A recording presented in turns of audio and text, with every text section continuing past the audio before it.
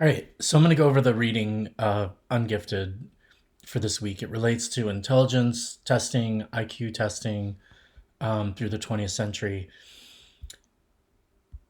So I want to mention the beginning of the chapter that we read has kind of a narrative section. You kind of hear the story of a little boy going off to get a test, and he's nervous about it.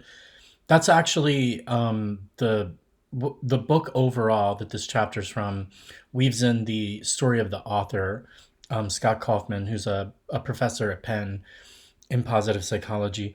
And basically, his story overall is that he, as a young child, was placed into special education, was in special education for a number of years, and then a principal noticed him, kind of nurtured him a bit, and then he ended up in a gifted class.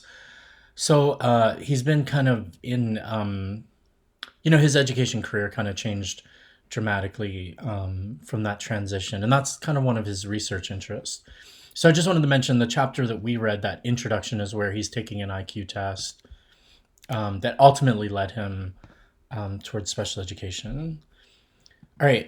What I want you to know by the end is of the lecture is basically, in general, a bit more about the history of IQ testing, the rationale that was used, and then we'll do that by narrowing down to four key individuals. Obviously, there were many, many different people who influenced this history and had an impact, but I think by focusing on these individuals, it kind of helps with some key transitions that kind of happened along the way.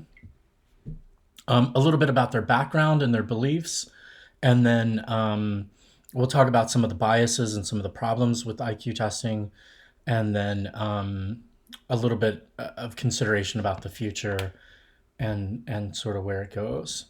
I always like to mention that the book this is from is in general about what leads to successful people, successful children. So it focuses on different things like motivation, engagement, a broader spectrum, I think, of why people are successful. And then I always like to point out that this topic is one of the most influential topics in, or sort of ideas, at least the idea of intelligence, and then the way it was shaped in the United States is really probably one of the most influential on public schools throughout the 20th century. And we'll get into some examples of this to connect this later in the semester. Next week, we'll see how IQ testing impacted Hispanic children throughout the United States. We'll talk about later in the semester things like tracking. Tracking was deeply connected to this history. So there's a number of different topics that we'll see in throughout the class that relate to this. So the story really starts with Alfred Binet, and for this he teamed up with Theodore Simon in France, who worked with him, and they developed really the first intelligence test, and that's one of the things that I want you to know, to relate Alfred Binet to the development of intelligence testing. He's in France. France develops a public school system, and they have this question of how do we kind of differentiate those who can be successful in schools. And it's a little hard to say that they wanted to offer remedial help to the other children, but they kind of wanted to weed other students out. So it was a way to kind of differentiate kids, and look at those who were who they felt were capable of benefiting from education. And that's kind of the general gist of it. The thing is that Binet had a number of different beliefs that were different than the U.S. context, at least initially. And he believed there were many forms of intelligence. They were only testing kind of a narrow spectrum. He believed in kind of the importance of qualitative inquiry, which means looking more holistically at the person, things that might be impacting them or affecting them. And then he believed that that intelligence increased through exposure to education and through experience. So he didn't believe that it was fixed. He didn't think that it was a kind of determinant of how somebody would end up becoming later in life. And some examples, he even did a lot of observations of his own daughters and kind of noticed, at a young age, one was very creative, imaginative, the other one was very structured and more goal oriented. But by the time they were adolescents and got a little bit older, they had changed dramatically and sort of, in many ways, sort of switched roles a bit. And then he defined intelligence as adapting to one's environment or set of circumstances. And I think that's important and kind of interesting to think about because it would make sense that in a community where, for example, or in a kind of setting where hunting is required for survival, that those who are intuitive and good hunters would be considered, smart, or their knowledge would be valued. And so, a lot of times we don't have a set definition for intelligence, and so it shifts often, I think, based on cultural context and what we hold to be valuable and important at that time. This is man, why am I blanking out on the name right now? But that's short if you can read that. Intelligence is the ability to adapt to change, basically. So using Stephen, that's a quote from Stephen Hawking. All right, so I put a lot of slides in this, so I'm gonna probably skim over these.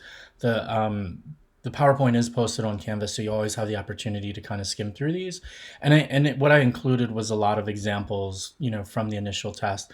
But I do like to point out that the test really hasn't changed much in many ways. I mean, obviously it's been rewritten and redeveloped, but a lot of the kind of elements of some of the original IQ tests are relevant today. Interpreting what's going on in a story, problem solving, looking for similarities. It's just sort of what he did was created items that just got progressively a bit more complicated. That was Benet's approach to intelligence testing. You can see some of the subjective nature. This one, like which face is the prettiest, those kinds of things. I always like to point out that they were really into measurement. We talked a little bit about phrenology earlier, measuring of the skulls, things like that. I feel like some of those sciences fell aside because you can't change the size of people's skulls, and if you measure enough, you're going to realize that doesn't correlate exactly to something. So that kind of fell out as quack science, but I feel like the tests could be renormed, they could be redeveloped, rewritten, and so they kind of stuck around. And the way that they develop IQ tests is basically normed off the most. It was generally the student that the teacher thought was the smartest, and this is still in many ways how uh, tests are normed today. They're normed off the students with good grades.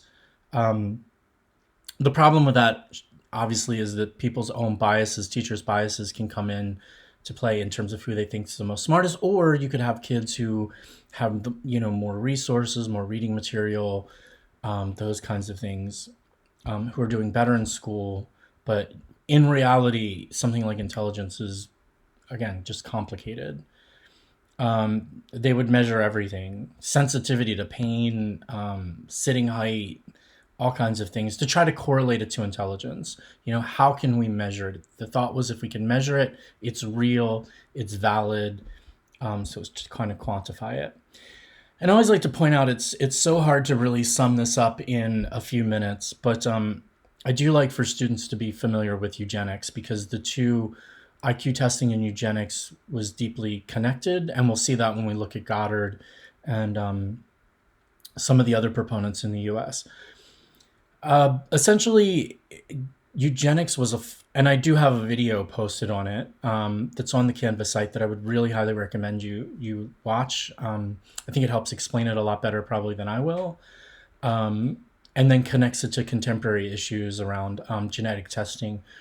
But eugenics was based on a flawed notion of genetics. It was a misguided belief that human beings basically acquire a lot of their traits in a simplistic way, like we some we do like hair color and eye color, but most human traits are far more complicated and are not just clearly passed down genetically.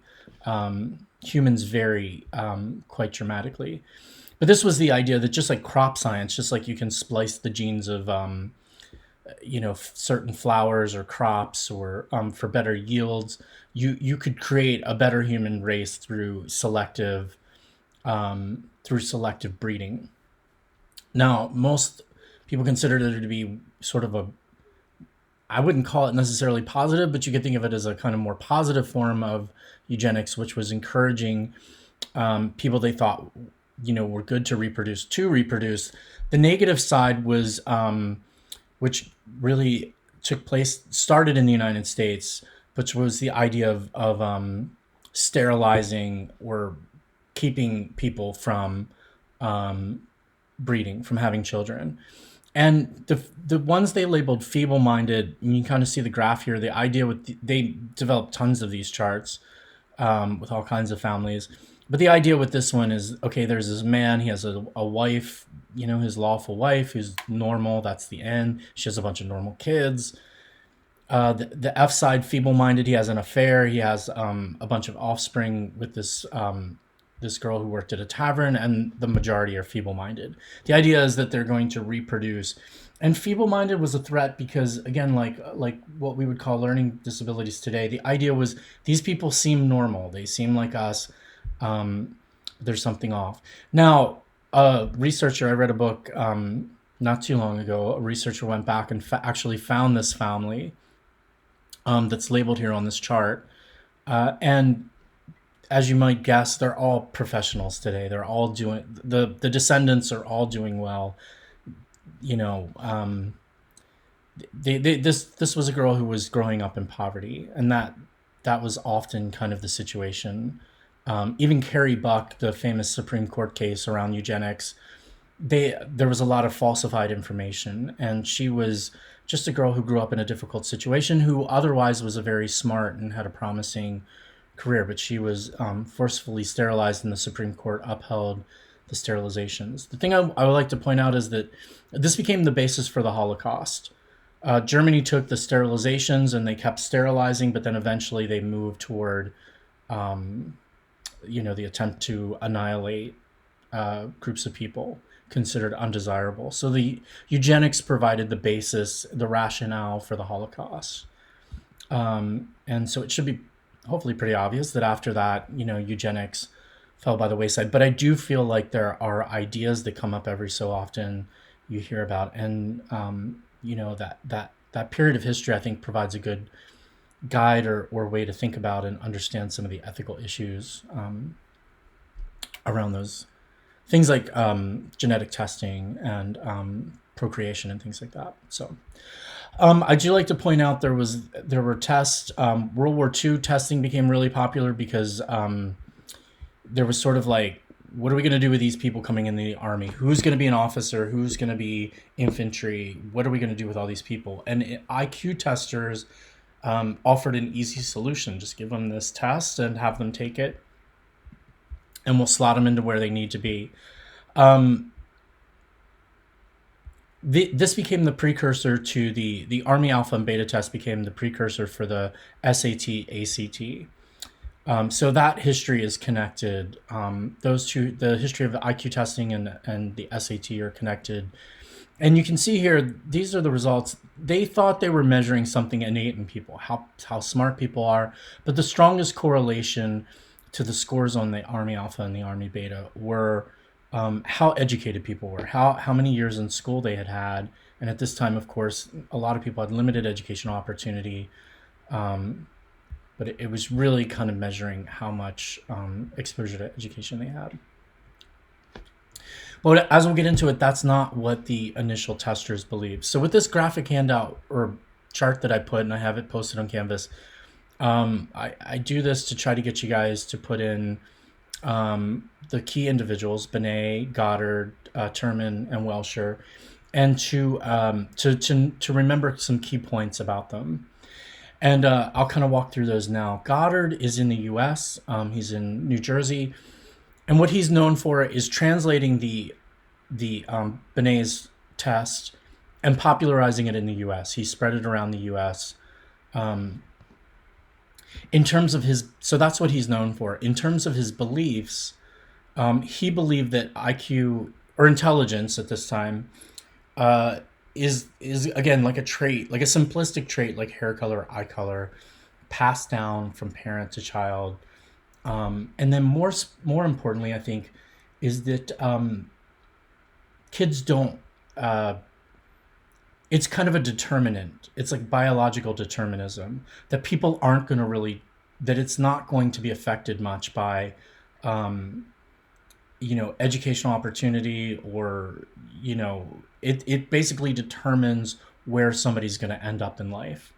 Um, Sometimes I like to make this connection here, or hope that you might think yourself a little bit about going back to Plato in the Noble Lie.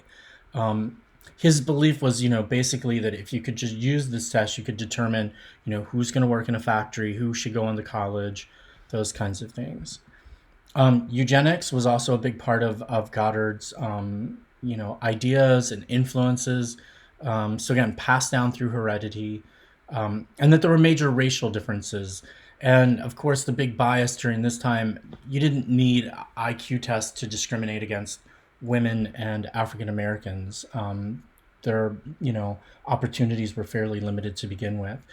For for um, for them, a lot of their focus was on people immigrating from Eastern Europe, Jewish people.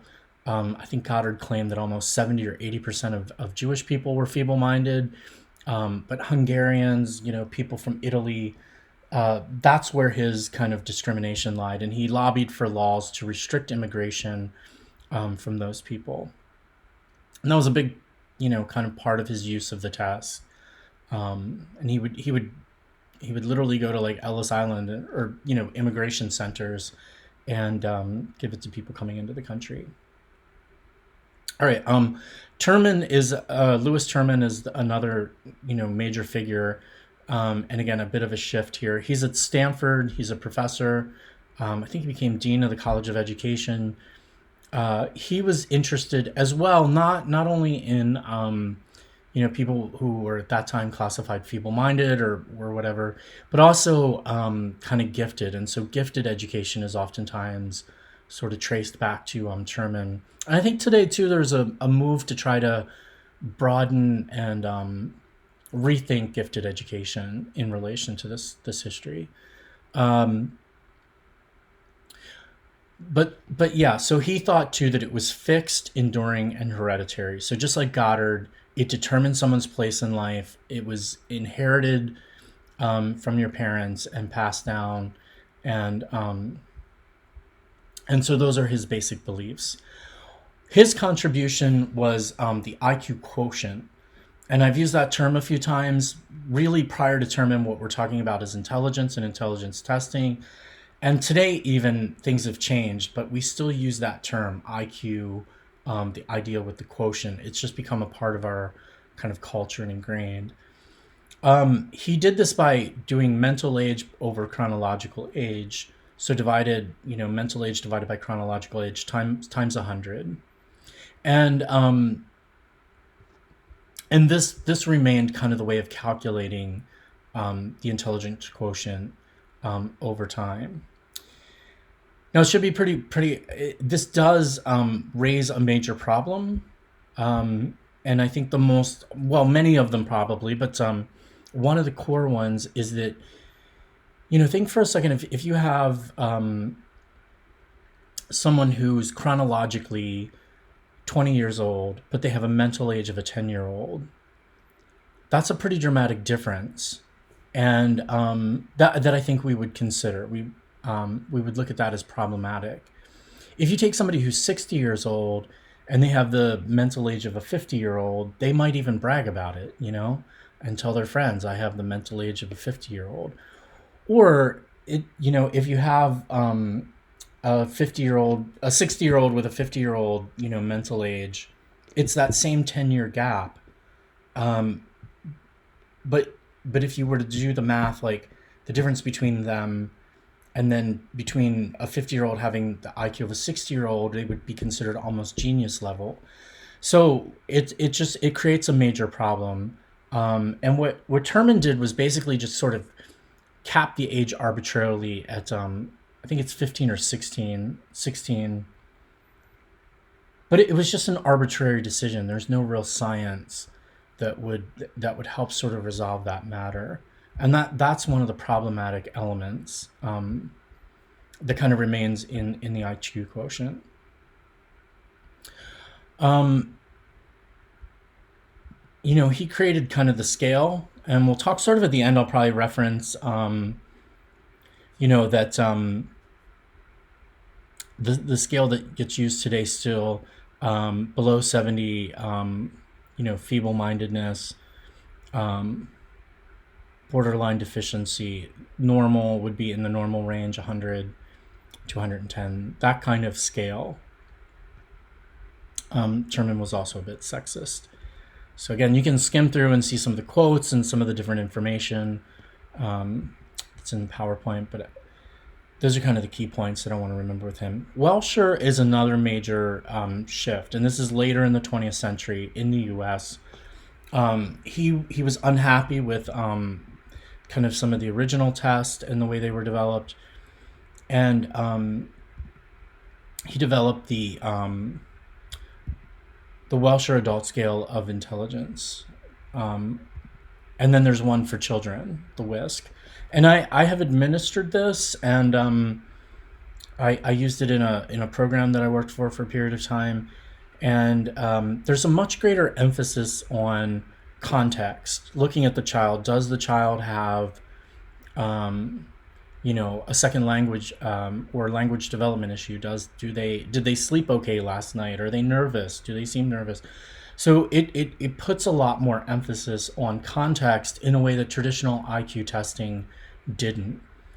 I think one of the reasons IQ testing became so popular in the US is that it was cheap, relatively inexpensive, and easy to administer to a large range of people. And so what Welsher, I think his position was that that's not good enough. Like that, there are so many other reasons that a child could test low, or not do well, and you need to take those into consideration when you administer the exam. The other thing is that he returns in terms of so that's one contribution. The other one would be the deviation scale. So not just looking at that specific score, but looking at where somebody deviates out from the norm. So a standard deviation above or below kind of the norm. In terms of beliefs, he returned to a lot of the key beliefs that Binet had, that education was related to somebody's environment, or their ability to adapt to their environment, that you could improve someone's intelligence through education. And here's the key one that I really, really want you to remember, is that Welsher prescribed the use of testing as a clinical instrument instead of a diagnostic instrument. So clinical instrument meaning to design educational interventions for the person. And that's why we used it in the program that I worked for. It wasn't to diagnose or to label anyone. It was to try to develop a report and a way to to see where they were at, and then how you would develop a curriculum for them to get where they needed to be. So clinical instrument. Where is this child struggling? How do we develop something that can help them? That was the intention. These are just, again, examples of the test, and you can kind of look through them and see. Again, they still have, in my mind, a lot of those core components of Binet's original test, just interpreting things, looking at things, kind of puzzles that grow increasingly more difficult. This is the deviation score that I mentioned. All right, and then I want to point out too that the author mentions that the most recent direction for intelligence testing would come with the Cattell-Horn-Carroll theory. And this was basically, there was a conference that brought together theorists around intelligence, and then practitioners who used like testing in the field, those kinds of things, and took the most kind of influential ideas. There are all these different camps, people in different areas, and this brought them together, to try to formulate one kind of cohesive theory and a battery of tests that they could use. This is to give you an idea, and you by no means need to know or memorize any of this. It's just I want to point out like kind of how complicated it is, and these are like supposed to be, primary areas, and then different sub areas. So I want you to be familiar with the Carroll theory as a new direction in intelligence testing. One of the key points, he said that basically we've had about 20 years now of research on this battery, and devising interventions and things like that. And and he comes away with that they come away with four conclusions based on this collective set of research over 20 years. And the one I want to point out to you and that I want you to remember is the quote: "The primary action is the narrow level of ability." And what this translates to, or what this means, is that if you want to help a child read or learn to read, or if the child is struggling with reading or struggling with math, the way to intervene and to help is to help them develop skills at a certain like level that they're at. Um, it's not to try to diagnose them more generally. It's basically understanding what they're struggling with. Is it phonetic decoding? Is it is it pronunciation? Like, where is that specific problem at? And in terms of devising an approach, um, that's what's relevant to students. All right, I'm just going to go through a couple more kind of key points here. I mentioned early on, like being familiar with some of the biases related to testing. Um, I think there's pretty obvious class bias that has existed in intelligence testing. I don't think that's something most people would argue with. And James Lowen's a sociologist who put together a test to kind of show this, an actual, and we're kind of switching back here to the SAT a little bit, but Chianti, the answer involves Chianti here, and you can see that, I mean, his argument would be that kids of a middle class or upper middle class background would catch that a little more quickly, than maybe students from a working class background who weren't exposed to that. And then he devised the test that he said sort of advantaged kids who came from working class families. For example, if your father was a carpenter, you would know this. There's also language bias. This is an example of a black professor in the 70s developed this test, using specific kind of language or language to basically show the bias that people who were familiar with that those certain language or phrases would better understand the test. SAT still correlates highly with family income, and I always like to point out, even now today, the college, ed testing services and the other people that develop the SAT and ACT point out that the only thing it really predicts, that they claim that it predicts, is first year success in college. They, for a long time, it was that it determined ability and who would be successful. Now they're kind of down to, okay, well, it's still useful in predicting first year success in college. And I always ask the class as a whole who they think does better on the SAT, men or women, males or females. And the overwhelming response generally is males, and that's true by a significant margin, and there's a lot of data on it. Men tend to do better on the SAT, ACT by about a 10-point gap. But when it comes to first year success in college, and when I ask about that, the overwhelming response generally are females, and girls today do far better the first year of college, in terms of grades and so forth. So even there's just some differences and kind of complexities. What I do want you to remember, and I have this on the handout, is some of the problems with IQ testing from the reading.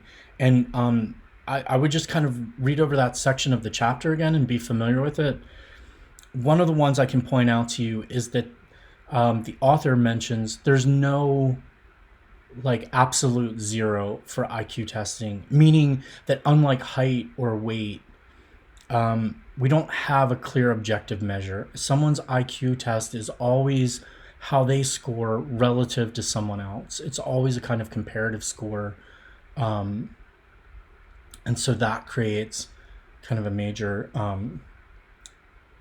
yeah, just a major issue. And then, I mean, things like, again, that culturally, what's considered intelligence or, things just change over time. No core one, definition, although lots of people have tried to define it in different ways. And generally, IQ tests and intelligence testing has tended to be very linguistically based, and speed of task, doing things kind of quickly, has also been kind of core to the testing. All right, I'm just gonna kind of close up with two kind of key points. People who really still do believe in intelligence testing and IQ testing, and will make an argument for it and its validity and its worth. And I think that that's a complicated argument. I will say, the book that we read the chapter from is really good if you're thinking about having children or you're interested in, what helps children to be successful in life more generally. It's a good book to read.